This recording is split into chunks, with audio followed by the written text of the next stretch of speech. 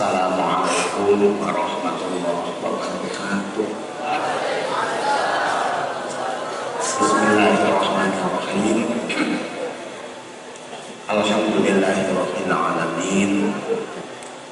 Wa bihi nasta'inu ala umuri dunya waddin.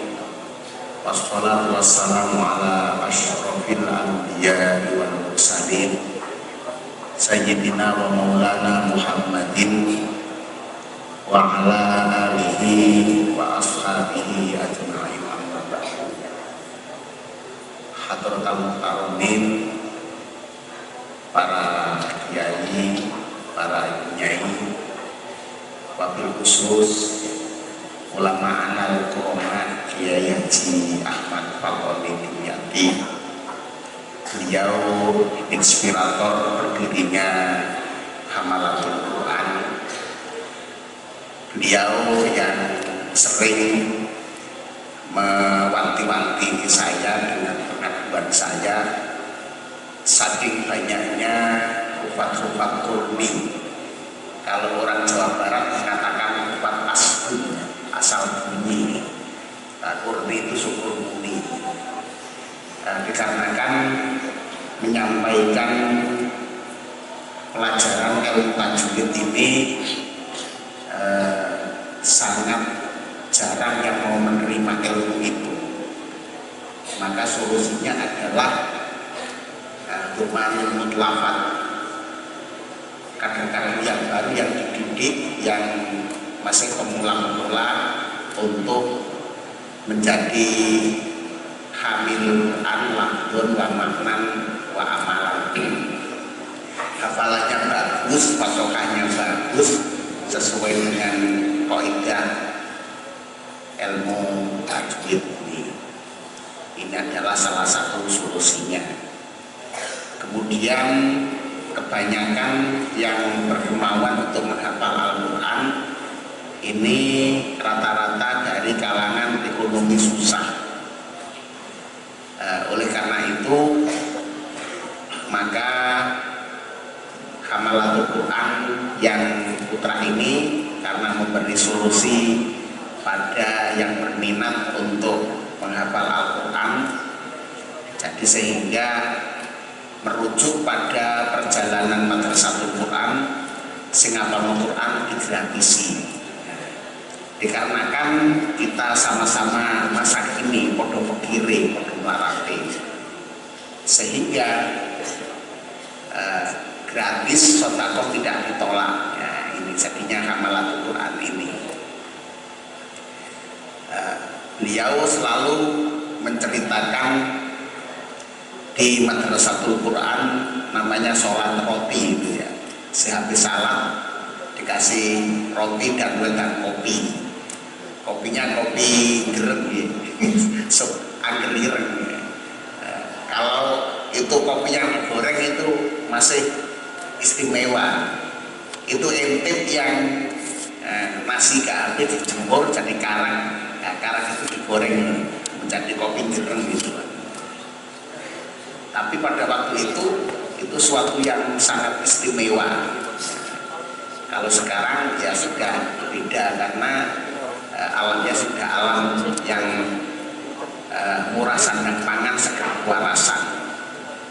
Alhamdulillah motivator kami, inspirator masih menjumpai panjenengan semua.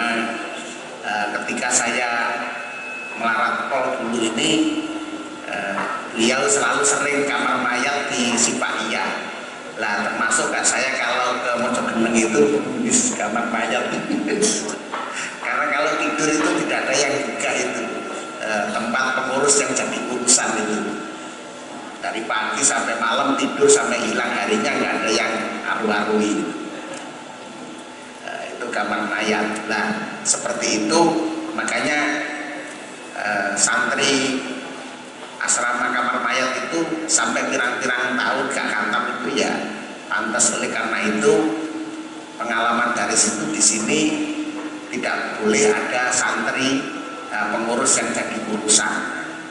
Maka dibuatlah asrama dongeng itu, asrama pengurus jadi urusan.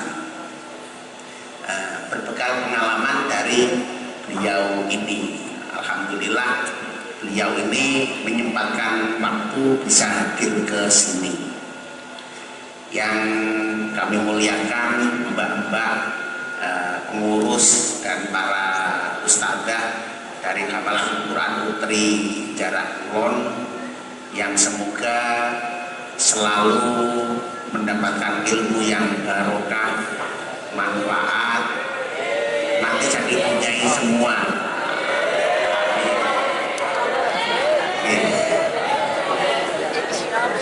Ya kan,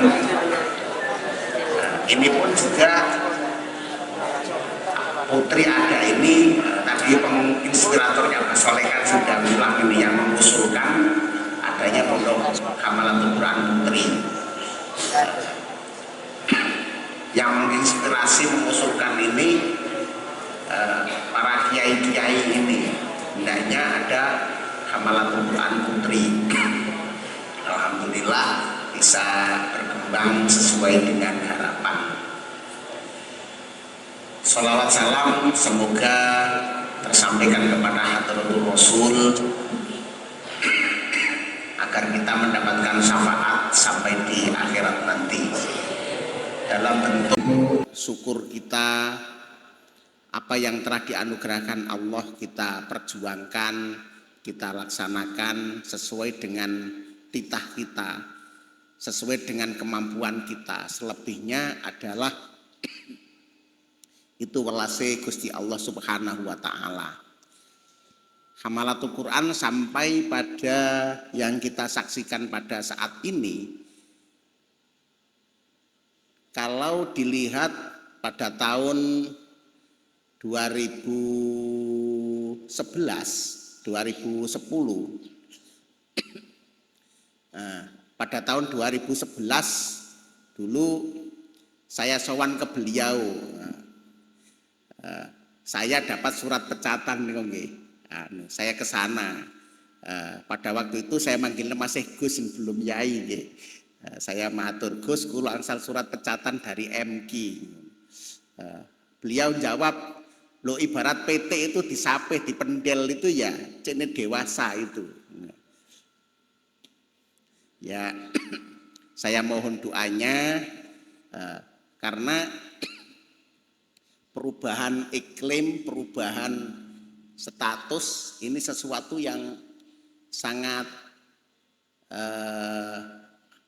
transisional ya.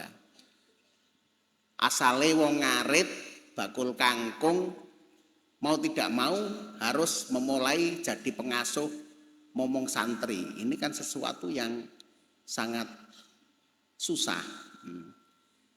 Karena keterbatasan saya ini kelompok Reario LSM ya.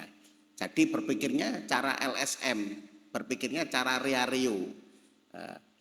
Kalau bisa diatur, tidak bisa ya diawur. Nah, maka lebih banyak ngawurnya. Sehingga menjadi bahasan-bahasan yang negatif di tengah masyarakat.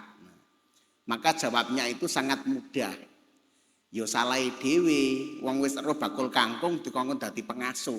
Ya, maka menggunakan tata cara piye carane kangkung itu ben payu didol kan gitu. Nah, di sini ini kita membawa Al-Qur'an, bagaimana Al-Qur'an bisa diterima dengan cara yang berbagai macamnya. Pada waktu itu kita tidak punya kurikulum, tidak punya metode, tidak punya cara. Beliau menyarankan kepada saya, kaidah tebireng, sampaikan kemanfaatan meskipun harus di lubang semut. Membawa Al-Quran bagaimana khairukum man ta'allamal Quran wa 'allamahu. Sebaik-baik kamu sekalian adalah yang belajar Al-Quran dan mengajarnya. Sing diajar sopo, golek dhewe. Maka saya mencari siapa saja yang mau. Oleh karena itu, sejak surat pecatan itu saya terima, pondok dimulai ini Hamin 2 bulan. Waktu itu awal madil akhir, Jumadil awal akhir itu saya dapat surat, kita mulai karena pesan Yai Mustain, Mbah Hasyim dianugerahi oleh Allah bisa mempersatukan Indonesia. Salah satu riadohnya adalah sholat tahajud dengan makro 1 juz setiap malam. Madrasatul Quran punya wiritan ampuh namanya sholat roti, memakai makro yang berkelanjutan. Nah, ini yang kita jadikan dasar perjalanan. Perjalanan kita sampai saat ini, kita ini ngintir Welase Pangeran. Mulai ada ngaji bersama, ini asalnya adalah tamu yang ikut sholat duhur jamaah setelah wiritan mengatakan seperti ini kita bikin ngaji bersama kan enak. Lah itu kita mulai ngaji bersama. Kemudian murokobah 5 jusan. Semula ngaji sendiri-sendiri. Gara-gara putranya Pak Husnul Faza itu yang cerita teman-teman kalau ngaji pada bohong semua. Nah, kemudian biar tidak pada bohong maka membaca bersama-sama dipimpin oleh mubalek itu. Nah, kita perjalanannya adalah ngintir Welase Gusti Allah sampai sedemikian rupa ini. Hadirin yang kami muliakan, tentunya Qudwatul Qiro'ah, satu panduan, satu irama, satu bentuk fasohah. Kita menggunakan fasohah dalam Namudujah Murattal Syekh Mahmud Khalil Al-Khusori, Majais Panjang. Nah, ini kita teliti, kita cari ta'alluqnya, kita cari istimbatnya. Afala yatadabbarunal Qur'an walau kana min indi ghairillah lawajadu fihi ikhtilafan katsira. Saya membaca apa saja yang bisa saya baca, saya otak-atik matuk gatuk, ketemu dalam Al-Qur'an yang dalam talkhisnya, dalam penutup wakofnya, kalamnya itu qaulan sadida, qaulal layyina, qaulam ma'rufa, qaulam baligho, qaulam maisuro, qaulang karima, qaulang sakila. Ada sab'atu dawabit. Nah, ini kita cari badek maknawi, yaitu badek musakalah. Jadi muntobek lil muktadul hal, tapi khoroja an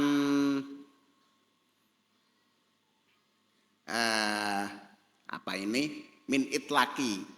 Jadi keluar dari mantuknya, diambil dari mahfumnya. Dikarenakan banyak orang mengomentari Murattal Syekh Mahmud Khalil itu banyak tawaludnya. Nah, kemudian saya baca kitab karangannya Ahkamu Qiraatil Quran, seperti itu. Nah, saya baca meskipun sepintas-sepintas saya simpulkan. Termasuk salah satunya adalah an-nunus sakinah yaqau mauqi al-hurufi makhrojan wasifatan wa madlulan. Nah, makanya walaqad khalaqnal insana min salsalim min hama'im masnun. Nah, ketika insana diletakkan pada sin, makhraj dan sifatnya. Kemudian madlul alal harokati yaitu fathah. Kemudian min salsalin. Min salsalim diletakkan pada sod, makhrojan wasifatan wa madlulan alal fathi. Itu yang saya baca di bab rodo akhir, tapi bahasanya tidak di awal, makanya jarang dibaca oleh pondok-pondok ngaji kait bab apa itu? Mari makhorijul huruf entek belum sampai pada tanwin yang diganti dengan alif, tanwin diganti dengan nun wikoyah, belum sampai itu sudah selesai mondoke gak tutup. Lah, oleh karena itu saya baca sendiri meskipun sepintas itu. Kita jadikan sebuah pedoman yang berlaku di Hamalatul Quran. Nah, beliau ini adalah salah satu yang diwejang langsung, yang didhawuhi langsung oleh Al-Maghfurlah Syekh Hadratus Syekh Kiai Haji Muhammad Yusuf Mazhar. Katanya kalau ingin tahu bacaan saya, didikan saya, yaitu Murotal Syekh Mahmud Khalil Al-Khusori. Nah, oleh karena itu, karena saya santri Tebu Ireng, santri Madrasatul Quran, lah itulah yang kita pegang. Namun kita lengkapi, kita urus yang namanya legal standing. Jadi kita penggunaan Murotal Syekh Mahmud Khalil ini kita usulkan ke Lajnah Pentasih Al-Quran berdasarkan syarat-syarat bukti-bukti. Alhamdulillah Lajnah Pentasih Al-Quran memberikan jawaban. Hamalatul Quran menggunakan namudujat Murotal Syekh Mahmud Khalil Al-Khusori dan kitab karangannya Qawaidu Ahkami Qiraatil Quran sebagai pedomannya. Ini agar kita ini tidak terjadi pertanyaan-pertanyaan, kan banyak model macamnya itu. Orang membaca Quran teori qiraati, teori tartila, teori barki, napa malih niku? Sangat banyak. Jet tempur. Lah, kita menggunakan apa yang telah diajarkan di Madrasatul Quran. Dan banyak juga orang bertanya, Hamalatul Quran sanate teko endi? Wong saya sudah karuan jelas mondoke yang Tebu Ireng. Saya sekolah sanawiyah di Tebu Ireng, aliyah di Tebu Ireng. Nah, tapi setelah aliyah ini dalam waktu dari tahun 88 sampai tahun 92, saya ini ngelayap gak karuan, sobo kuburan. Dan di kuburan ya seperti itu, ketemu orang-orang yang ketemu Nabi Khidir, jarene ketemu Nabi Ilyas, ketemu Nabi gak karuan cerita, ketemu genderuwo yang namanya Songgotro, yang namanya Dalbo dan lain sebagainya. Lah, di kubur-kuburan seperti itu, ketemu Danyang Ratu Belkiti, macam-macam. Oleh karena itu, sampeyan gak usah ikut-ikut dadi sarjana kuburan, cukup saya aja, karena bahaya. Nah, di Malang itu banyak, wong Singosari itu kan ada alas gondo mayit namanya itu. Di sana itu orang datang katanya setor niku makome sinten Yai ten ngene Singosari ngene alas gondo mayit niku. Lah, orang di situ ngapalno Quran 3 wulan khatam. Iso khataman 3 jam khatam. Kerwes. Ketika ditanya disemak malaikat gitu. Saya dulu kalau beliau pas jantiko di Gandon di Jabung, saya mesti sering nemui beliau ini. Nah, katanya lho wong ngaji lah ya sing enak disemak wong kok disemak malaikat. Malaikat tidak butuh semaan. Lah, saya dulu termasuk yang saya ini ikut model khataman 3 jam khatam. Tapi saya belum sampai kuat ke situ. Saya bisa 1 juz ini 10 menit. Nah, ketika saya setor ke Yai Sakir, saya dimarahi. Wong maca Quran butuh dirungono uwong. Saya ini uwong. Maca sing apik. Lah, saya belajar ini karena sudah terbiasa ngaji kerwes-kerwes. Tiap hari dimarahi sama Yai Sakir saya. Nangis saya. Yai Sakir ini kok angel temen kalau ngajar ini. Lah akhirnya apa? Saya ini belajar ke yang sekarang jadi imam Masjid Akbar itu, Ustadz Nasih itu. Saya belajar carane maca sing apik. Alhamdulillah meskipun belum apik sungguhan, saya bisa mendidik menjadi bacaan yang apik itu. Nah, hal ini nanti akan disampaikan oleh beliau Kiai Haji Ahmad Fatoni yang pernah mewakili musabakoh Hifdzil Quran tingkat dunia nggih. Akhirate dereng nggih.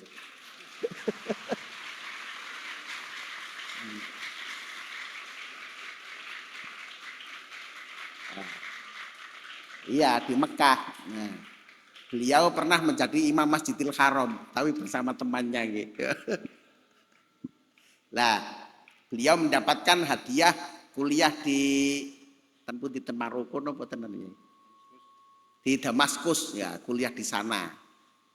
Nah, oleh karena itu mari kita ikuti motivasi beliau, cerita beliau agar panjenengan semua menjadi orang yang sukses di bidang Al-Quranul Karim ini ya. Saya dulu ini sebenarnya di Mojogeneng saya tidak mondok, saking seringnya ke sana. Ketika saya menjadi keamanan sama Pak Yai Rofik ini, ketika anak ini saking banyaknya pelanggaran, kalau diboyong itu kan ironis dan tidak baik dan su'ul khotimah. Mesti tak tawari, cari pondok yang cocok, nanti tak buatkan surat pindah. Lah rata-rata minta pindahnya ke Mojogeneng sana. Ternyata di Mojogeneng jadi pasukan Kelaras gitu. Pasukan Kelaras itu kan mandinya di sungai itu, hanya didampingi dengan Kelaras itu. Kalau terus pura-pura di tepi sungai padahal kan lihat Kelaras ya. Maka gelarnya pasukan Kelaras itu. Lah setiap kali saya nganter santri ke sana. Lah inilah termasuk salah satu yang menginspirasi Hamalatul Quran ketika ada santri yang catatan keamanan saking banyaknya, maka dibuatkan pesantren yang sama kurikulumnya, yang ada kelonggaran pada hal-hal yang menjadi kebiasaannya. Nah, ini terinspirasi dari situ. Seperti sekolah, kita kerjasama dengan sekolah-sekolah selain Madrasatul Quran. Punya cocok di mana kita buatkan surat pindah. Nah, oleh karena itu perjalanan pengalaman dalam mondok ini menjadi sebuah inspirasi kebijakan. Jadilah Hamalatul Quran yang sekarang ini bisa kita nikmati fasilitasnya. Saya kira ini yang sebagai pengantar saya atas motivasi beliau. Sekarang akan ditambahi motivasinya yang lebih mantap lagi. Akhirul kalam, wassalamualaikum warahmatullahi wabarakatuh.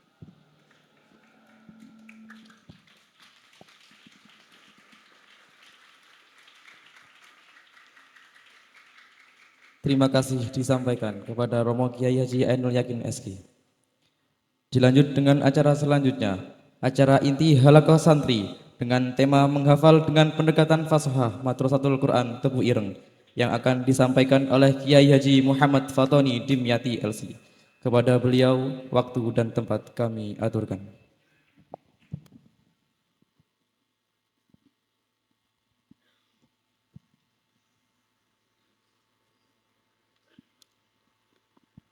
Assalamualaikum warahmatullahi wabarakatuh.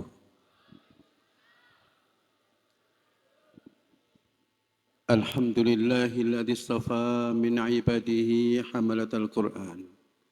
Wassalatu wassalamu ala man unzila alaihi al-Qur'an. Sayyidina Muhammad wa alihi wa ashabihi al-mahirin al-mutqinin bil Qur'an. Allahumma ij'alna min ahli al-Qur'an. Alladzina hum ahluka wa khassatuk ya dzal jalali wal ikram. Amin. Amma ba'da. Hadratul, kalau sudah dipanggil mbah itu kan bahasa Arabnya kan syekh ya. Hadratul syekh mbah, sudah syekh saja enggak pakai mbah ya. Al-Karim Syekh Ainul Yakin ya. kepada semuanya, semua pengasuh atau dewan pengasuh, Pondok Pesantren Hamalatul Quran, para pengurus, para santri, semuanya yang saya hormati dan saya yakin semuanya adalah orang-orang yang dicintai dan dimuliakan oleh Allah Subhanahu wa taala. Alhamdulillah pada malam hari ini saya betul-betul sembuh dari kerinduan saya dengan beliau ya. Kemarin secara tidak sengaja kok ketemu gitu loh di suatu tempat ya. Walaupun hanya guyon-guyon gitu saja. Iya. Beliau tanya kepada saya, sudah berapa tahun jenengan tidak datang ke Hamalatul Quran ya. Saya bilang, apakah ada perjanjian untuk selalu datang ke sana? Kalau saya diinginkan untuk sering ke sini, ya tolong saya dikawinkan dekat-dekat situ lah gitu ya. Memang dulu saya walaupun tidak sering betul ya berkali-kali datang ke sini. Yang di depan saya ini mungkin sudah orang lain lagi ya, bukan orang yang dulu gitu ya. Jadi kemarin itu beliau bilang kalau lewat saja di sana tolong menggok ke Pondok Hamalatul Quran gitu ya. Ya kalau bisa itu Senin malam Selasa itu nanti ada waktu insya Allah. Saya bilang oke, nanti saya carikan Senin malam Selasa dan saya akan datang sana.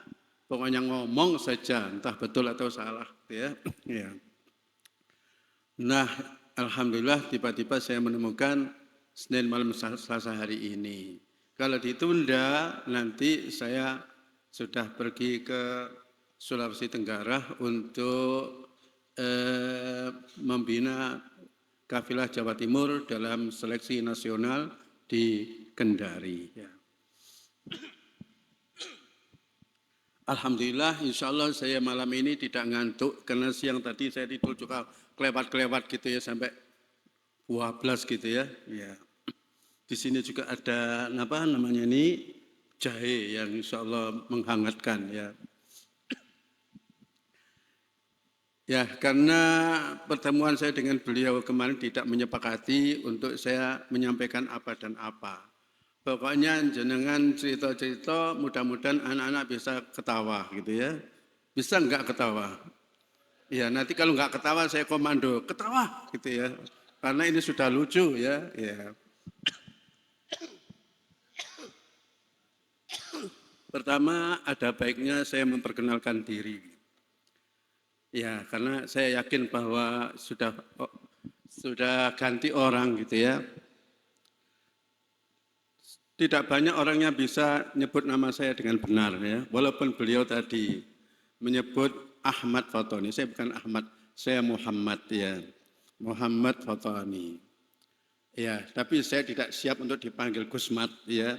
Saya biasanya dipanggil Fatoni. Dan sudah tua begini ini di mana-mana orang masih panggil saya Gustoni saja, bukan Syekh, bukan Mbah ya. Ya, walaupun saya lebih tua.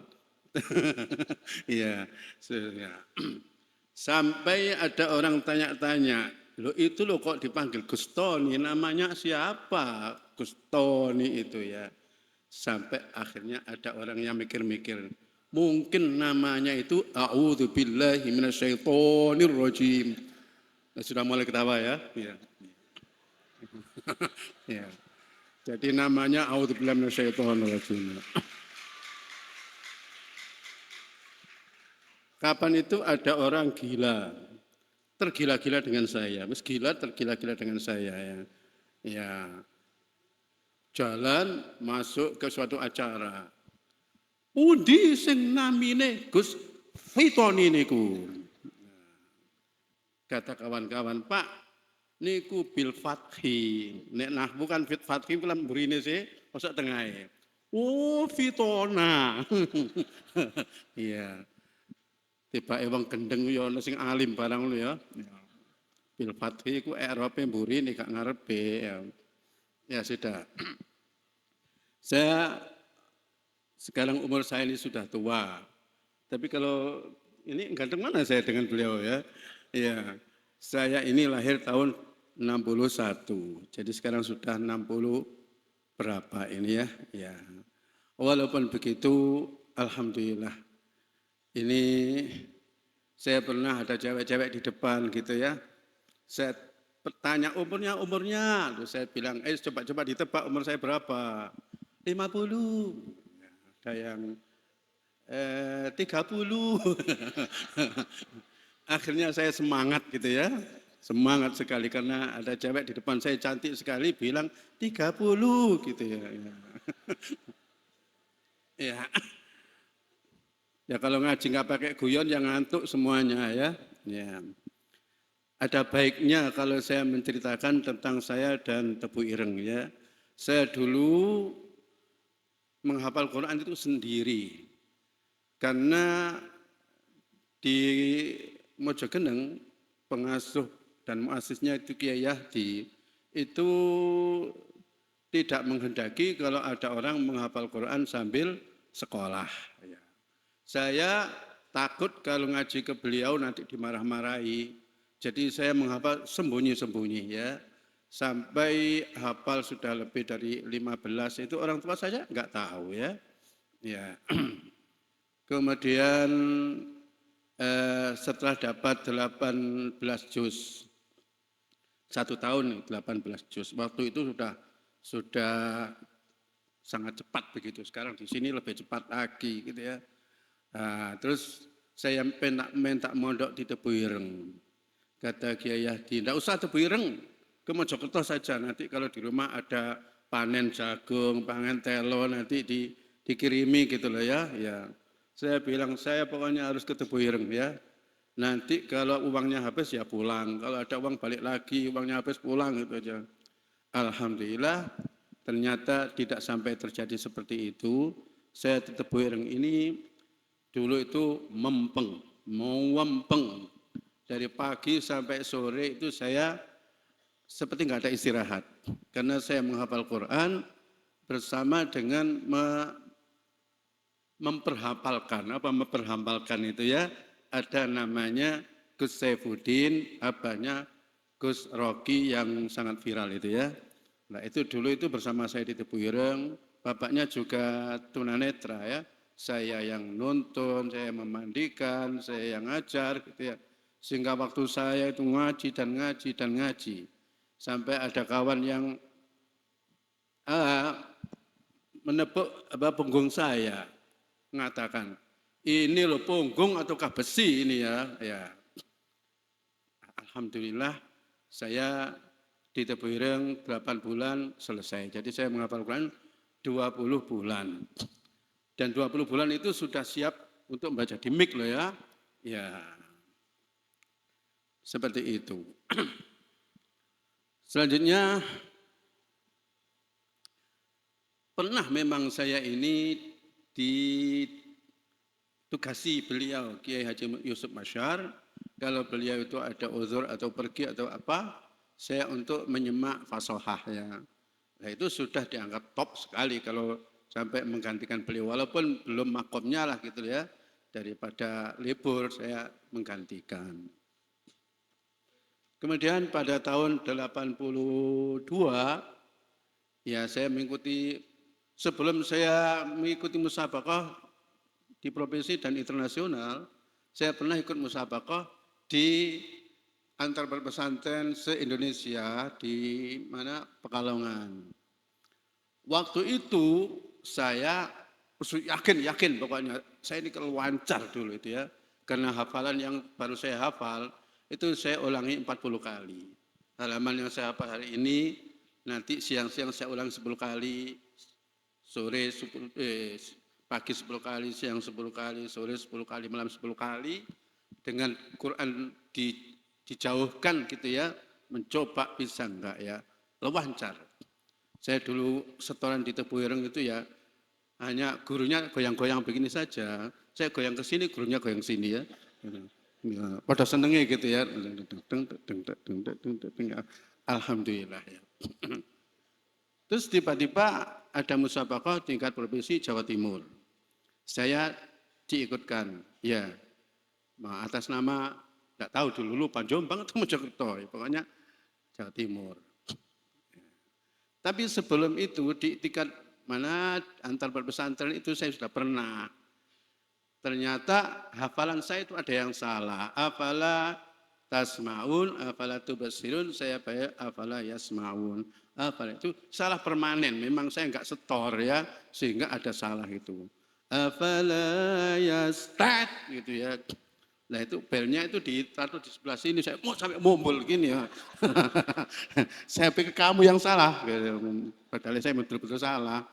Baca lagi afala yubsirun, mumbul mana ya. Setelah itu kacau sudah enggak karu-karuan ya. Ya. Setelah itu saya ini sangat sedih dan saya merasa tobat ya. Kemarin saya perasaan saya lancar kok yo sampai mumbul-mumbul gitu ya. Akhirnya saya sejak itu saya tartilan setiap hari 3 juz ya. Dan saya puasa setiap hari, puasa. Tidak tahu mungkin sampai 2 tahun mungkin ya. Kecuali hari Jumat saya hari raya makan enak-enak gitu ya. Dan kecuali kalau ada undangan saya juga enggak puasa. Akhirnya banyak enggak puasanya ya.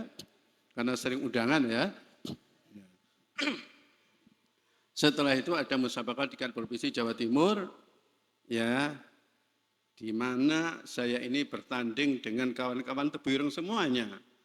Gus Kholis, Ustaz Sufyan gitu. Jadi itu namanya finalisnya itu 3 orang itu sesama kawan ya.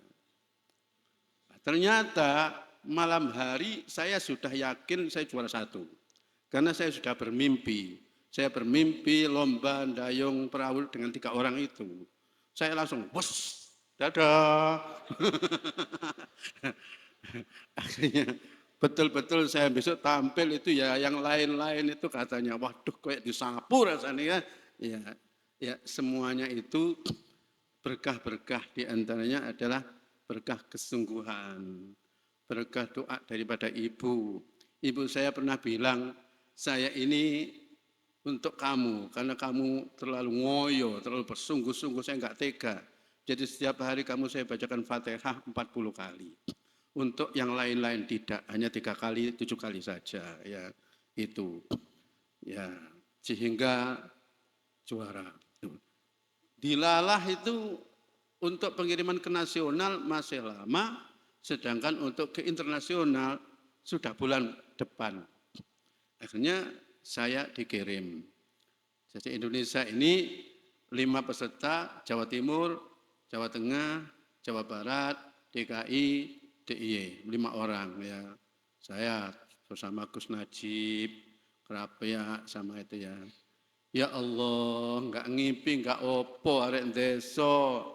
Ya, tidak sampai ke nasional langsung ke internasional ya. Dikirim. Terus gak mikir menang, itu pertama kali saya bisa naik pesawat motor muluk itu ya, hanya pertama kali itu ya. Ya Allah, ya apa ya rasanya numpak motor miber gitu ya, ke Mekah gitu ya. Iya. Ternyata itu loh, kawan-kawan di Tebuireng itu tidak disuruh. Entah siapa yang menggerakkan enggak tahu. Bang Kiai Yusuf juga bersama ikut ke sana ya. Puasa semuanya ya. Sehingga dalam musabaqah itu ada bocoran dari Kiai Azra'i Medan yang menjadi juri di sana. Katanya untuk Fatoni gak dapat nomor. Iya, gak dapat nomor. Kok begitu ya, padahal saya itu baca ya lumayan enak. Ternyata diumumkan dalam penutupan saya juara 2 ya. Juara 2. Nggak tahu bagaimana kok bisa seperti itu gitu ya.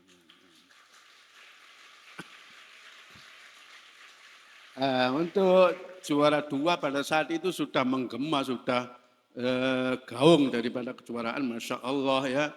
Iya, sampai rumah saya dijaga polisi, dijogo hansip, dikira saya pulang membawa uang banyak gitu ya. Iya.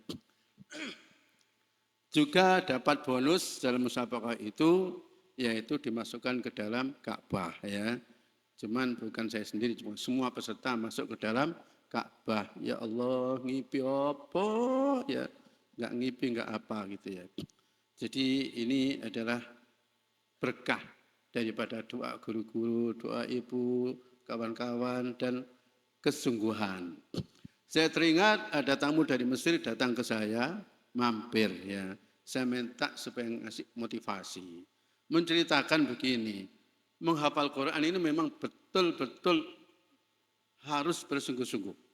Orang Mesir saja yang sudah pandai bahasa Arab, itu menghafal Quran itu sampai ada yang sehari harus boleh masuk ke WC hanya sekali saja. Gimana caranya? Ya mungkin makannya sedikit, minumnya sedikit ya. Soalnya kalau sudah di WC kan nggak bisa baca Al-Quran gitu ya. Kalau orang itu pingin jadi gitu ya kan menjada wajada. Rumusnya menjada wajada. Tapi kalau untuk menghafal Quran, khudzu ma atainakum biqawwah ya. Ya Yahya khudil kitaba biqawwah dengan segala upayamu ya. Mati-matian. Sampai anak Mesir itu kalau makan itu dihitung mengunyah itu berapa kali, dipikir ini waktu mengganggu menghafal ini ya.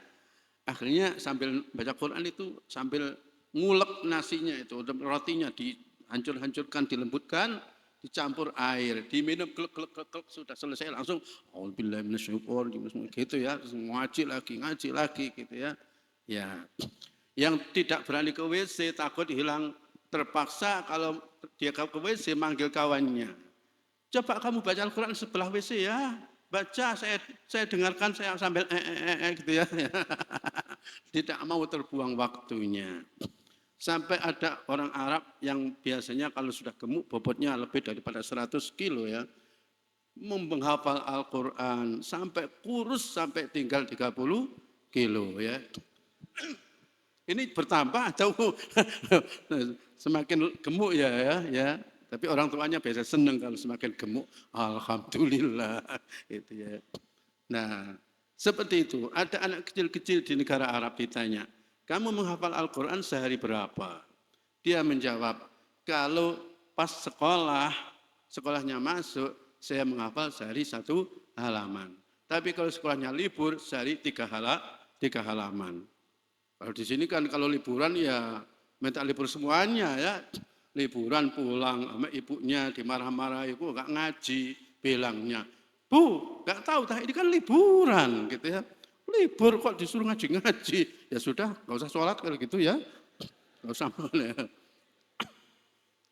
Sampai ibunya ditantang ya. Bu, coba ibu yang mondok biar merasakan gitu ya. Tahu rasanya. Ya gitu ya.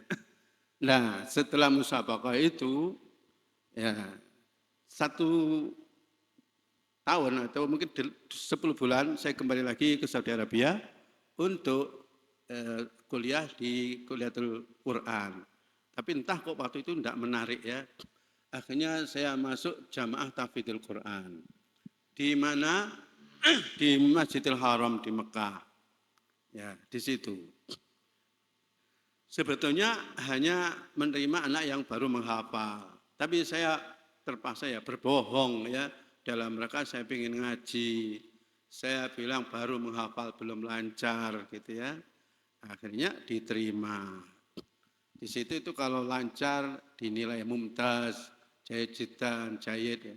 Yang mumtaz itu dapat uang setiap bulan sekali itu 200 real gitu ya. Untuk makan sudah gitu ya, sudah ayam, sudah apa gitu ya, lebih-lebih. Banyak orang datang bawa uang segini gitu ya, dibagi-bagikan pada anak yang menghafal Quran gitu ya. Terus ada kawan saya yang bilang pada orang yang bagi uang itu, Syekh, ada fakir jidan. Ada dapat tambahan lagi. Tapi kawan saya tadi, ayo bagi-bagi gitu. Saya difakir-fakirkan. Saya juga sering dipanggil untuk baca Al-Quran di salah satu hall di Masjidil Haram. Itu kapan? Kalau ada orang datang bawa uang, mau dibagi-bagikan ke anak yang menghafal Quran, suruh datang, baca dulu. Kalau bacanya enak, bagus, dapat kasih banyak. Ya sering dapat uang lah akhirnya, alhamdulillah. Saya belum sampai khatam, baru di atas 10 juz. Sudah dijadikan asisten, suruh membantu mengajar. Awal-awalnya yang ngajar itu yang belajar, yang setoran anak kecil-kecil. Lama-lama orang tua-tua, sampai orang berjeket segini itu ikut ngaji. Waduh, ini saya jadikan alat kalau saya memberikan pelatihan-pelatihan di mana-mana itu, biar peserta itu mau mendengarkan. Saya bertanya, mau enggak sampai diajar orang yang pernah juara internasional? Mau. Mau enggak kamu diajar oleh orang yang pernah menjadi imam di Masjidil Haram? Mau. Mau enggak kamu diajar orang yang pernah menjadi imam di Masjidil Haram? Mau. Dengarkan, kalau sambil bicara takut dengan Melayu gitu ya. Akhirnya semuanya saya ngasih pelatihan ilmu tajwid mulai dari jam 9 sampai jam 2 itu orang Kaabah ya. Ya, karena gurunya ini mantan guru di Masjidil Haram ya. Kalau tentang menjadi imam di Masjidil Haram kata beliau tadi, ya ini pernah memang. Ya. Pernahnya bagaimana? Saya agak telat berangkat ke masjid. Azan sudah hampir selesai, saya baru berangkat ya. Sampai di masjid imamnya sudah salam. Waduh ya. Aduh, akhirnya saya bersama 3 orang. Ayo sholat sendiri ya. Saya jadi imam. Berhasil saya menjadi imam di Masjidil Haram. Ya. Nah, itu akhirnya sering saya ulang gitu ya. Saya ulang ya. Kalau nggak salah menjadi imam di Masjidil Haram ya mungkin paling tidak 3 kali atau berapa gitu ya. Pernah juga saya diminta untuk menjadi imam taraweh di salah satu masjid di Mekah. Ya di situ itu saya ditawari untuk menjadi imam tetap. Saya tidak mau ya. Jangan-jangan nanti tetap terus dikawinkan orang sana. Yuk kegedean rek. Ya, karena saya sudah bertekad nanti saya akan pindah ke Syria. Jadi akhirnya saya pindah ke Syria, Damaskus. Ya. Dikira orang Indonesia itu gak bisa baca Quran. Kalau potongan ini iso baca Quran ya. Tes masuk kuliah itu saya disuruh baca Al-Quran. Alhamdulillah. A'udzubillahi minasyaitonirrajim. Wis mencicil ngene wisan sing ngetes. Dapat 1 ayat polos. 1 ayat sudah selesai, sudah diterima saya. Ya. Dan saya adalah orang pertama di sana. Sehingga di sana pun saya menjadi imam taraweh setiap tahun di salah satu masjid, namanya Masjid Dzulkifli. Ternyata sebelahnya itu ada makam Nabiullah Dzulkifli di situ. 4 tahun berturut-turut ya. Jadi laku ya. Orang Indonesia ini di sana sangat disenangi oleh orang. Di Syria pun saya pernah ditawari untuk kawin dengan anak Syria. Syria itu ayu-ayu ya. Always ya. Oh, Nabi Yusuf dari sana kok ya. Jadi orang-orang kedutaan Indonesia di sana males mau pergi ke pasar itu males gitu. Kenapa? Karena istrinya nguni kurupani. Lewat simpangan dengan cewek-cewek yang ayu-ayu gitu. Aduh ya. Seperti itu. Saya pun tidak mau. Seandainya saya mau, mungkin saya sudah mati ya. Karena yang menawari saya kawin adiknya itu di wilayah yang hancur-hancuran. Di Aleppo itu sudah hancur-hancuran ya. Banyak yang mati gitu ya. Untung saya nggak mau ya. Ya. Kemudian di Syria ini puncaknya saya bisa lagi ngaji ke guru yang bergelar Syekhul Maqari, guru besar Al-Quran Bidiyar Asyamiyah di negara Syam, Syria. Sedangkan perguruan Al-Quran di dunia ini sekarang ini kalau enggak Mesir ya Syria. Kalau namanya guru Al-Quran top-topnya yaitu guru-guru Mesir dan guru-guru Syria. Setoran pagi tartilan cuma 2 halaman. Kalau musim sangat dingin sekali. Wong jam 12 siang itu loh ya, berjalan itu keluar asapnya gitu ya. Saking dinginnya musim dingin. Saya bangun tidur ke WC pipis itu ada, pipisnya itu ada uapnya gitu sebenarnya. Loh, ada uapnya. Aneh gitu ya. Nah, ngajinya setelahnya setelah subuh. Karena ngantuk ya. Ya saya tak bentuk tembok di lendas kuduk ini ya terus ngaji gitu ya. Akhirnya alhamdulillah mendapatkan sanad Al-Qur'an dengan judul ya syahadatul hifdzil Qur'an kamilan, sertifikat hafal Quran 30 juz wa ijazatun bi qiraatihi wa iqraihi, dan pengesahan bacaan dan pengesahan sebagai guru Al-Qur'an. Itu yang membuat saya memberanikan diri untuk memberikan manfaat ya. Kemudian setelah itu saya pulang ke Indonesia. Dalam beberapa lama saya menjadi imam tarawih di Malaysia selama 7 tahun ya di Malaysia. Kemudian pernah diundang juga menjadi imam di Belanda ya. Ya termasuk Ustadz Nasih apa itu ya di Belanda. Saya di sana itu sampai 50 hari. Pada waktu siang-siang itu saya dapat telepon dari orang. Assalamualaikum Ustadz Fatoni, jenengan dapat Lailatul Qadar. Lailatul Qadar kok siang-siang begini ya, apa ya gitu ya. Apa?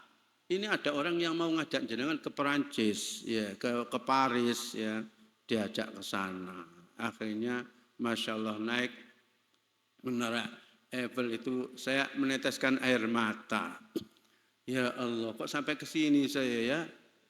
Ternyata saya ingat impian-impian saya. Sama sudah mimpi apa? Mimpi basah ya. Saya mimpinya itu kering-kering terus ya. Saya pernah mimpi membaca Al-Quran, saya di atas pesawat.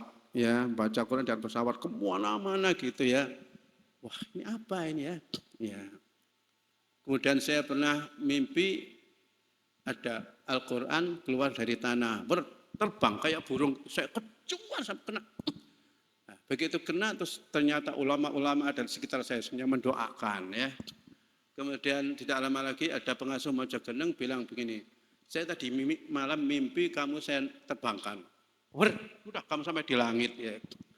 Nah itu akhirnya pasti Quran ini membawa saya kepada kegembiraan ya di dunia ini. Wallahu alam di akhirat mudah-mudahan diterima oleh Allah dan ya utuh pahalanya ya. Seperti itu pengalaman saya dan sekarang saya menjadi pembina Tahfidz Al-Quran Provinsi Jawa Timur bersama Kiai Musta'in Syafi'i bersama yang lain-lainnya. Nah sekarang ini apa yang perlu saya ceritakan lagi sehingga sampean bisa ketawa? Mau ketawa atau mau nangis? Ketawa saja ya. Yaitu tentang sejatinya pusat-pusat perguruan Al-Quran itu di mana? Indonesia itu seperti apa ya? Dulu negara Islam itu pernah beribu kotakan di Kufah. Ya. Setelah Madinah, kemudian Damaskus, tentunya ratusan tahun lah. Kemudian di Kufah dan Basrah. Disitulah perkembangan ilmu Al-Quran, ilmu tajwid, ilmu nahwu, ilmu pengetahuan berkembang secepat-cepatnya, sebesar-besarnya. Di antaranya adalah ya tajwid, qiraah sab'ah dan itu di sana. Maka di buku Faidul Barakat, di buku qiraah sab'ah, imam-imam qiraat itu satu Imam Nafi', ada Imam Madinah. Imam Ibnu Katsir, Imam Makkah. Di Saudi cuma 2 itu saja. Kemudian Imam Syria Abu Amr, Ibnu Amir, Basrah. Ternyata yang di Kufah itu 3. Al-Kufiyun, Imam Asim, Imam Al-Kisai, Imam Hamzah. Semuanya itu di Kufah. Kok bisa Kufah banyak, sedangkan di lain itu sedikit ya. Mesir tidak ada ya, pada saat itu. Ini seperti kalau sekarang ini, kalau penyanyi-penyanyi yang top-top dan qori-qori yang top-top itu ngumpul di Kairo. Ya. Pokoknya semuanya di Kairo. Walaupun itu orang Jazair, orang Maroko, orang mana, kalau sudah menjadi penyanyi yang top itu ngumpulnya larisnya kalau ada di Mesir. Dulu guru-guru Al-Quran ya, di Kufah. Entah sampai kapan tiba-tiba sekarang ini berubah ya. Pusat guru-guru Al-Quran itu ada di Mesir dan Syria. Sekarang saya menceritakan tentang Syekh Mahmud Al-Khusari yang oleh beliau tadi disampaikan bahwa Kiai Yusuf Masyar itu memberikan kunci pokoknya bacaan kita ini mengikuti Syekh Mahmud Al-Khusari. Khusar itu hasir itu tikar. Jadi bapaknya Syekh Mahmud itu pembuat tikar, jualan tikar gitu ya. Kemudian punya anak, tidak tahu bagaimana doanya, ijtihadnya sehingga punya anak yang fasih. Ya. Pada suatu saat, karena Mesir itu sudah diyakini sebagai kiblatnya para qurra, maka jangan sampai qari Mesir menyuarakan Al-Quran yang salah. Di Mesir ada masjid, ya masjid besarnya lah, Istiqlalnya gitu ya, Masjid Imam Husain itu ya. Di situ itu ada bacaan Al-Quran menjelang maghrib, menjelang subuh seperti di sini ya. Maka pembacanya harus membaca yang terbaik, yang tajwidnya yang paling utuh gitu ya, paling sempurna. Terus dicarikan sebanyak 10 qari yang diyakini bacaannya terbaik. Diseleksi. Setelah diseleksi dimenangkan oleh Syekh Mahmud Al-Khusari. Ya. Sehingga mulai saat itu Syekh Mahmud sudah ditambah semakin terhormat sebagai Syekhu Qurra'i Misr ya. Syekhul Maqari, guru daripada guru-guru Al-Quran di Misr. Sampai pernah diundang oleh Saudi Arabia, rekaman di Saudi Arabia, satu pesawat isinya Syekh Mahmud seorang ya. Satu pesawat ya, tentang ada pilotnya lah, masuk nyuper dewe gitu. Ya, saking terhormatnya. Disuruh merekam Al-Quran, rekaman itu disebarkan ke seluruh dunia untuk dijadikan panutan bacaan sedunia. Ya. Sampai meningkat lagi gelar beliau itu Syekhu Qurra'id Dunya, guru daripada para qurra sedunia. Ya. Kemudian lawatan-lawatan sampai pernah ke Indonesia.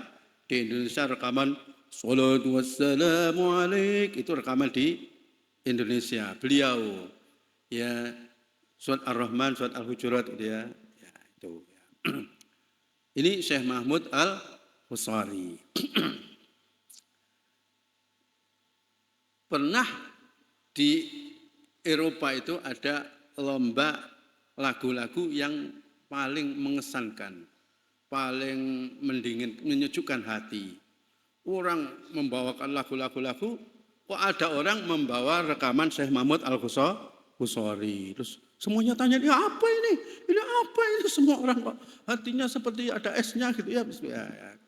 Jadi lagu apa ini gitu ya? Syekh Mahmud Al-Khusari. Nah, tentang ada lagi Syekh dari Mesir datang ke rumah saya, mampir. Saya tanya, kalau kita ini mau belajar Al-Quran melalui rekaman, itu bacaan siapa yang bisa kita jadikan panutan? Kalau orang sudah mati, belajarlah dari bacaan Syekh Mahmud Al-Khusari, Abdul Basit. Kalau yang masih hidup, ya Rashid Al-Musari itu juga bagus. Terus siapa lagi kita yang menyebut hanya beberapa. Sebetulnya memang banyak ya. Ada guru besar dari Saudi Arabia mengatakan kalau belajar Al-Quran melalui kaset-kaset, jangan belajar Al-Quran melalui kaset yang rekamannya itu di luar, rekaman show atau ya konser gitu ya.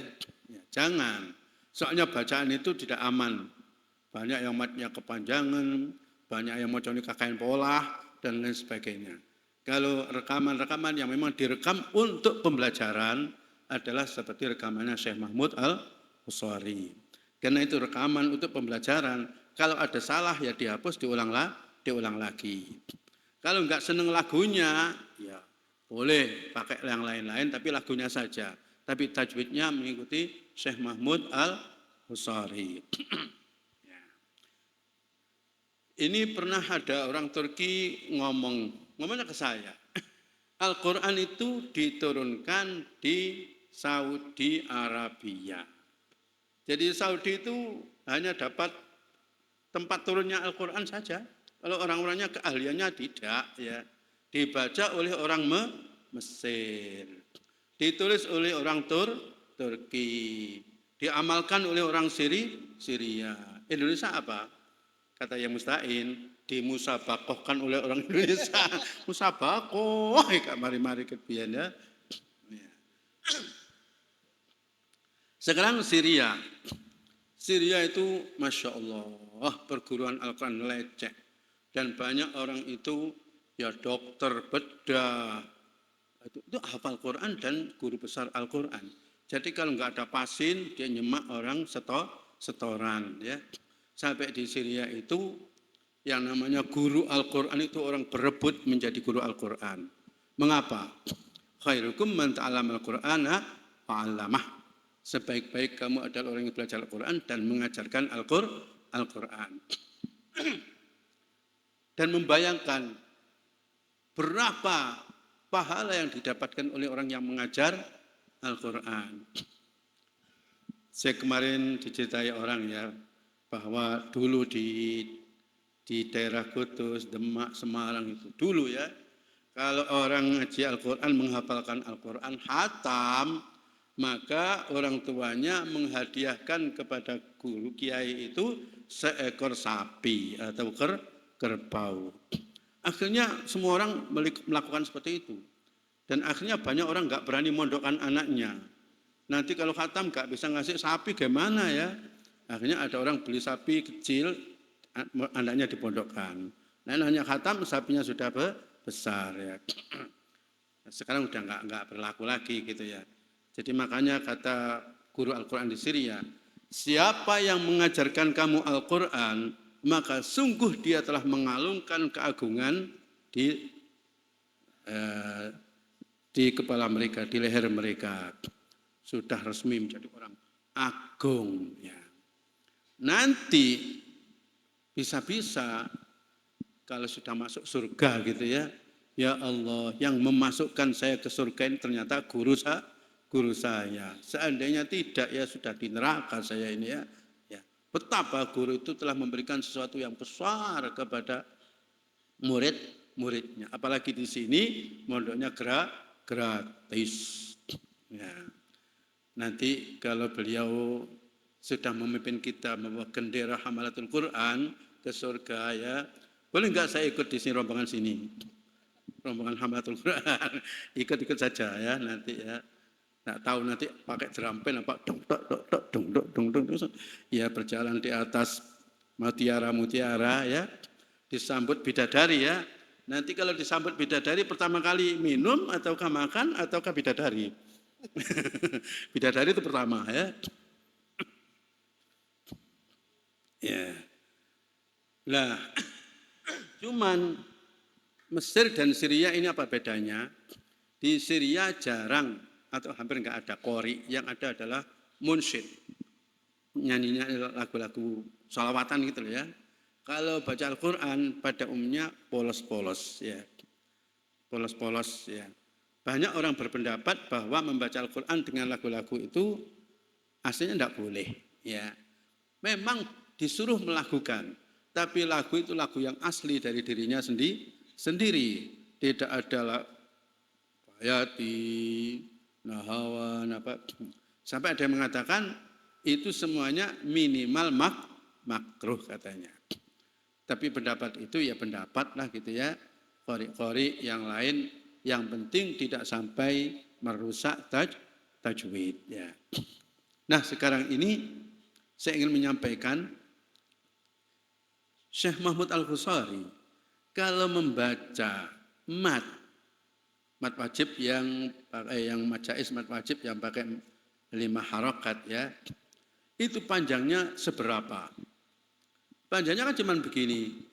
Walladzina yu'minuna bima unzila ilaika wa ma unzila ya. Ulaika ala hudam mir rabbihim wa enggak ada enggak ada ya. Ya. Yang guna-gunanya wa minan nasi may yaqulu amanna begitu saja ya, sesuai dengan ukuran, sesuai dengan kaidah tajwid. Makanya saya akhirnya tanya kepada tamu dari Mesir yang dia itu bukan qori tapi guru besar tajwid. Saya tanya, apakah qori Mesir itu tajwidnya betul-betul sempurna? Apakah mereka alim dari tajwid? Dia menjawab sama sekali tidak. Loh, kok begitu ya? Kebanyakan mereka itu hanya mengandalkan suara dan lagu ya. Dan pengunjung orang yang mendatangi mendengarkan konser Al-Quran itu seperti hanya mengunjungi penyanyi Umi Kulsum atau seperti orang yang mendengarkan sholawatan yang banyak orang-orang awam. Jadi kalau ada kesalahan-kesalahan bacaan tidak ada yang menegur. Umpamanya alaina, boleh enggak itu? Alaina itu kan ya matlen hanya berapa panjangnya?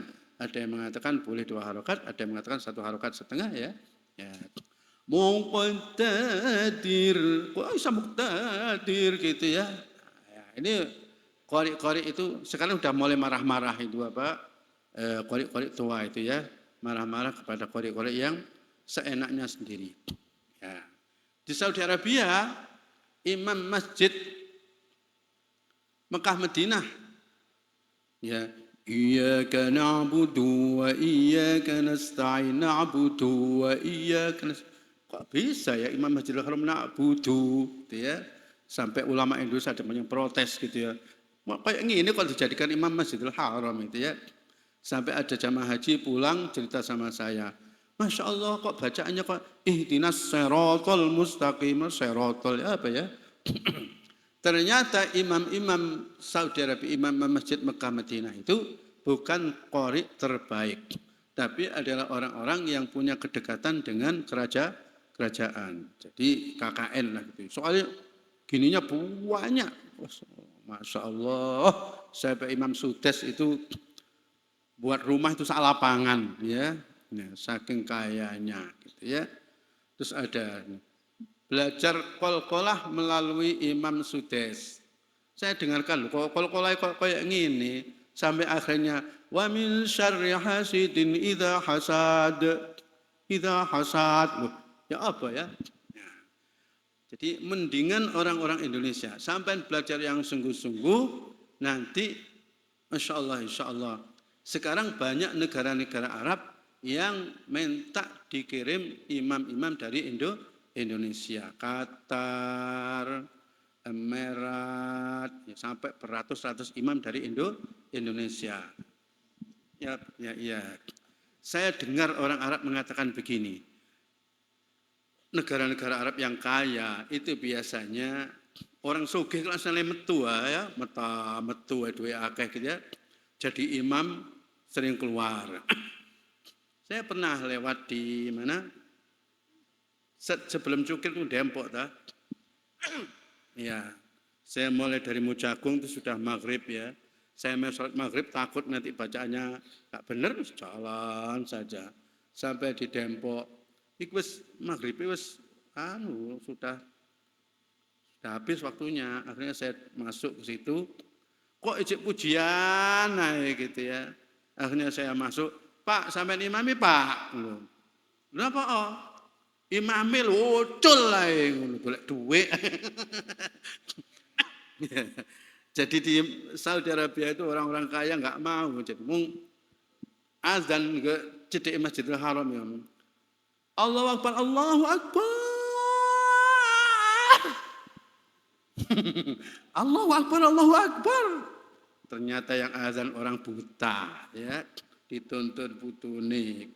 Ndelek wong waras jadi muadzin ku aras-arasen, ya. Jadi kalau orang Indonesia dijadikan muadzin, jadikan imam ya kerwasan juga metu-metu, ya. Walaupun gajiannya sedikit sudah banyak, ya. Makanya orang Indonesia dikatakan kalau imam itu imam muhtaram. Kalau supir muhtaram Indonesia, gak ugal-ugalan nyupir enak apa gitu, ya. Kita ini disenangi oleh orang. Sampai cewek-cewek Arab pun mau sama sampean itu, ya. Ya, Indonesia wis menyenangkan, ya. Begitu, ya.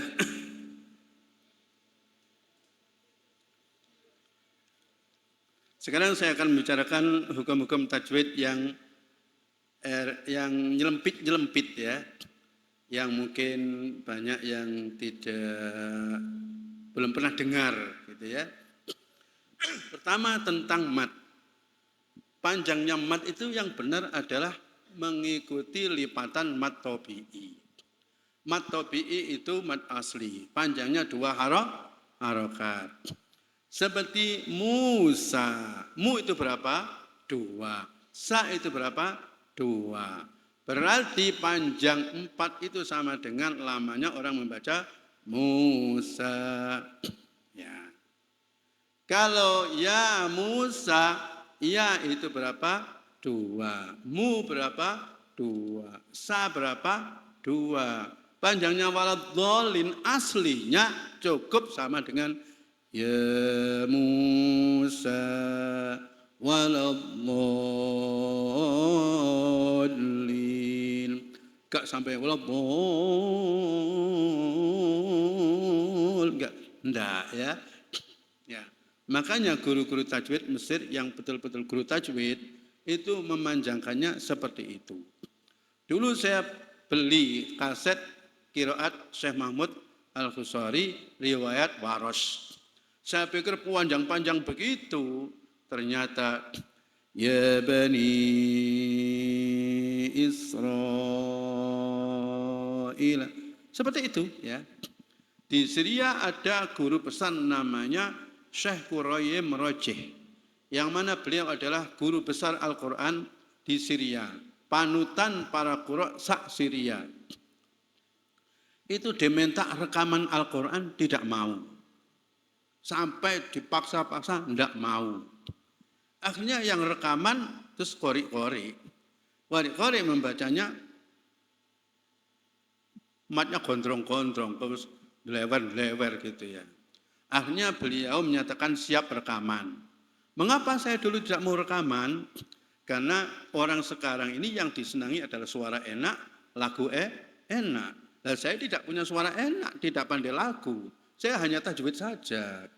Tapi ternyata rekaman itu dikuasai oleh para qori, akhirnya merusak tajwid. Akhirnya saya rekaman. Hasil rekaman saya dengarkan. وَالَّذِينَ يُؤْمِنُونَ بِمَا أُنْزِلَ إِلَيْكَ وَمَا أُنْزِلَ. Gitu aja. أُولَٰئِكَ عَلَىٰ هُدًى مِّن رَّبِّهِمْ وَأُولَٰئِكَ هُمُ. Seperti itu, ya. Kalau kita sekarang ini di Indonesia mempraktekkan itu, mungkin disalah-salahkan orang. Justru lo kok ndak ngono sih? Kok ndak nang ndi iki? Ngono, ya. Ya pokoknya jangan sampai keterlaluan, ya. Bismillahirrahmanirrahim. Wis enak, ya. Bismillahirrahmanirrahim. Sampai jelungup, ya. Ya. Nah, ini sehingga orang-orang yang memanjakan mat kepanjangan-kepanjangan itu tidak bisa membaca Quran banyak-banyak, ya. Mesti hanya 1 halaman gitu aja, ya. Akhirnya malas deres Quran juga jarang, ya. Nah, kita ini membaca tartil, ya, dengan tartil yang ini menjadi pertanyaan. Bacaan Al-Quran itu tingkatannya ada hadr, ada tadwir, ada tartil. Yang qiraat itu apa itu? Tidak ada sebutannya itu tingkatan apa. Ya, anggap saja tartil. Tapi istilahnya berbeda-beda. Orang Saudi menganggap itu tilawah. Sehingga hafal Quran satu juz ma'at tilawah. Ma'at tilawah itu dengan lagu. Di Indonesia namanya qiraah mujawwadah. Di Malaysia menyebut taronnum, gitu ya. Nah itu pendapat-pendapat katanya aslinya bacaan Al-Quran diturunkan itu adalah dengan tingkatan bacaan ya seperti tartil itu. Yang lagu-lagu apalagi yang sampai melanggar tajwid itu tidak ada. Tapi berdasarkan maslahah ya, banyak orang-orang yang tertarik Al-Quran ada dengan bacaan lagu-lagu yang mengharukan.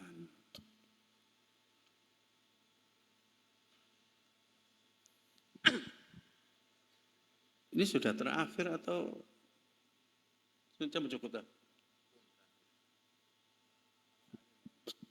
Saya tambah sedikit ya. Sedikit itu berapa ya? Saya uang 1 juta itu sedikit sebenarnya. Ya. Ada keterangan bahwa yang wajib ditajwidkan hanyalah Al-Quran. Hanyalah Al-Quran. Selain Al-Quran tidak wajib ditajwid. Tidak wajib, bukan berarti tidak boleh. Ya. Nah sekarang ini guru-guru TPK itu nggak tahu kok semuanya ditajwidkan. Sampai doa TPK anak sholat duha. Allahumma inna duha'uka wal ya seperti itu. Apa yang ditajwidkan. Sampai ada kiai di Jawa Tengah menikahkan orang. Ya. Bimahri mi'ati alfi rupiyatin halan. Kiai sijine halah. Wakaf kan halah kok halan. Jari kiai iki, duduk Quran. Masa kabeh ditajwid no ya. Aslinya memang kadang-kadang ada sesuatu yang bisa ditajwidkan dan ya gak kaku, kadang-kadang sulit. Wal habibul ladzi tujab syafa'atuhu likulli haulin minal ahwali muqtahim. Ya, bukan enak sih. Ya wis ta'afa'atuhu. Ya Nabi salam alaik, ya Rasul salam alaik. Waduh, ya gak apa-apa sih ya Nabi salam alaika. Ya Rasul, gak pakai tajwid lah, ya enggak apa-apa. Ya enggak apa-apa. Soalnya di tempat saya sing terbangan itu ayah Nabi assalam alaika enggak pakai ain. Ya Rasul salam alaika. Ono maneh. Ayah Nabi sallallahu alaika. Ayah Rasul sallallahu. Ya Allah. Ya apa? Wis jarno wis gak apa-apa ya. Selawat itu masih gak pakai tajwid enggak apa-apa. Nek dilarui ya buyar wis ya. Seperti ya Rabbi sholli. Pakai tajwid enggak itu? Ya enggak. Ya Rabb tulisannya ya panjang, Rabb itu pendek tapi dibalik ya Rabbi sholli. Line pendek. Ala Muhammad. Ya. Artinya kita ini jangan jadi guru itu kuaku-kaku. Pada Quran ya masih dalil ya pakai tajwid. Allah Subhanahu wa taala bersabda, "Wa tasimu bihablil jami'an wa la tafarraqu." Ya enggak ya. Ya bacalah yang baik dengan tajwid ya. Tapi kalau itu ana berita kematian, kiai ini meninggal. Inna lillahi wa inna ilaihi raji'un. Sampai dianggap mau gendeng ya. Ada kawan saya di Syria, itu kalau ketemu saya mesti begini. Ketemu saya loh. Ahlan wa sahlan bika ya akhi Muhammad. Karena nama saya Muhammad Fatoni dipanggil Muhammad. Mengapa begitu? Dengar bahwa orang Indonesia suka mentajwidkan yang tidak harus ditajwidkan. Yuridu an yadhhaba itu Indonesia. Kalau orang Arab ya yuridu an yadhhaba ya. Seperti itu. Sampai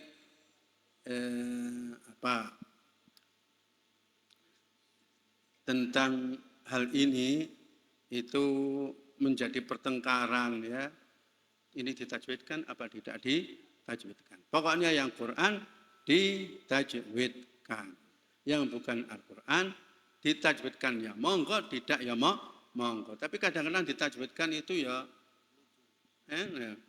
Allahumma arhamna bil Quran waj'alhu lana imaman wa nuran wa hudan wa rahmah. Bukan wa rahmah kuat itu so. Allahumma dzakirna minhu ma nasina wa 'allimna minhu ma jahilna. Ya Allah, dodo rasane kaya apa ya? Padahal ya gak apa-apa. Minhu ma ya ndak apa-apa. Jahilna. Siapa yang mau mentajwidkan, ayo tajwidno kabeh. La ilaha illallah, la ilaha. Ya salah sih kan la ilaha lamnya kan mat wajib jaiz ya. Waduh la ilaha illallah, la ilaha illallah, la ilaha illallah, la ilaha. Ya. Ini supaya dimengerti, tapi kalau sampai mau mentajwidkan ya lihat-lihat bahwa disepakati lah ya apa enak ini ditajwidno mboten ya. Soalnya di tempat saya itu ada Rabbi fanfa'na bi barakatihim wahdinal husna bi khur. Itu bertajwid semuanya ya. Wa amitna fi tariqatihim wa mu'afati. Itu tajwid semuanya dan enak ya. Data ambek arek diganti Rabbi fanfa'na bi barakatihim wahdinal husna wa amitna fi. Oh, ditajwid yo enak kok tambah dirusak ya. Itu ya. Jadi tajwid itu untuk Al-Quran selain Al-Quran ada pendapat bahwa hadis pun wajib ditajwidkan. Makanya di Mekah itu ada siaran Izaatul Quran. Siaran Al-Quran. Sepanjang waktu Quran. Sampai radio-radio itu Quran ini. Orang Madura beli radio, ngaji Quran. Ya. Tuh Quran toh. Setelah dibawa ke Madura, kok berubah dangdutan. Radionya dibuanting, becui di sana ngaji Quran, kok di sini kok nggak Quran ya. Kalau di Madinah ada idaatul hadis, idaatul sunnah ya. Qala Rasulullah sallallahu alaihi wasallam innamal a'malu binniyat wa innama ya. Seperti itu kalau kok di luar kolakol ya enggak. Pokoknya dibaca dengan fasih ya, dengan jelas. Ini materi masih panjang tapi saya tidak mau pulang malam-malam. Ya, karena saya enggak ahli melek bengi ya. Jadi seperti itu, ini yang bisa saya sampaikan. Kecuali kalau memang diizinkan ada yang punya pertanyaan mendesak terkait dengan tajwid, ya monggo. Kalau di lain kesempatan saja, monggo. Ya, kurang lebihnya saya mohon maaf dan saya menyesuaikan dengan bahasa temu rindu, temu kangen, guyon-guyon saja. Ya. Kurang lebihnya mohon maaf. Assalamualaikum warahmatullahi wabarakatuh.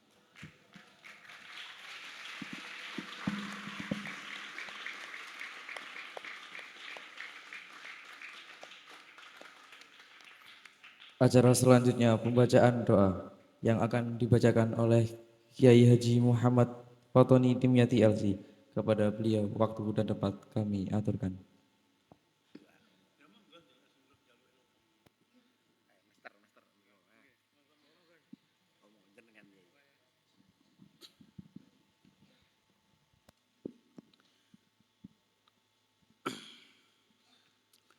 Yang baca Allahumma arhamna bil Quran saja yang enggak pakai tajwid ya, jajal gitu ya. Kita coba. اللهم ارحمنا بالقرآن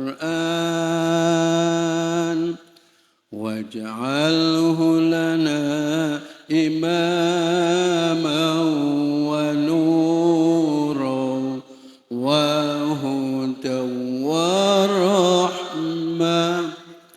اللهم ذكرنا منه ما نسينا وعلمنا منه ما جهلنا وارزقنا تلاوته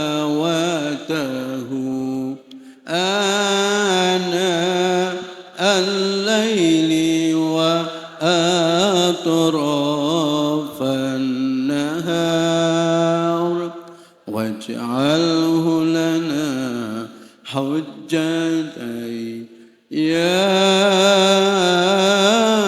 رب العالمين.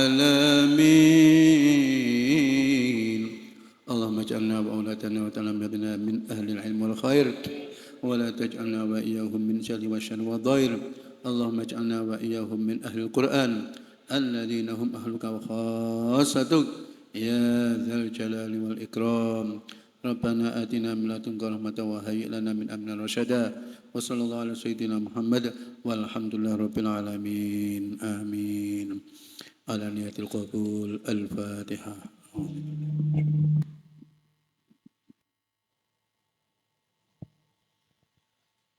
Doa selanjutnya akan dibacakan oleh Kiai Haji Ainur Rafiq.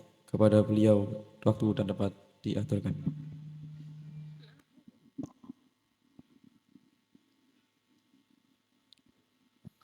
Bismillahirrahmanirrahim. Allahumma shalli wa sallim ala sayyidina Muhammad wa ala ali sayyidina Muhammad.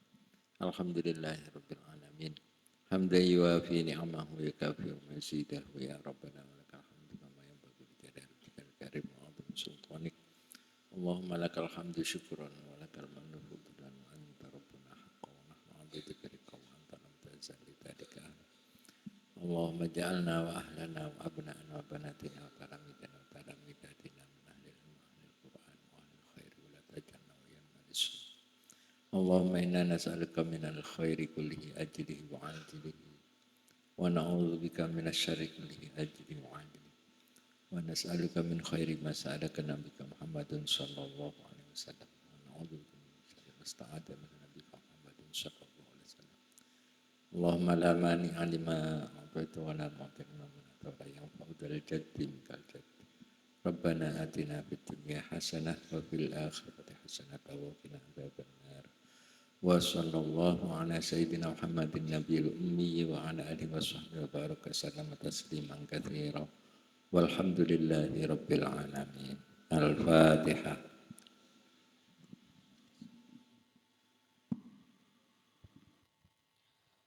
Terima kasih kepada Kiai Haji Muhammad Fatoni Dimyati LC dan Kiai Haji Ainur Rafiq. Acara yang terakhir, pemberian cindera mata, terjemah Satibiah buku renungan dan majalah Hamalah.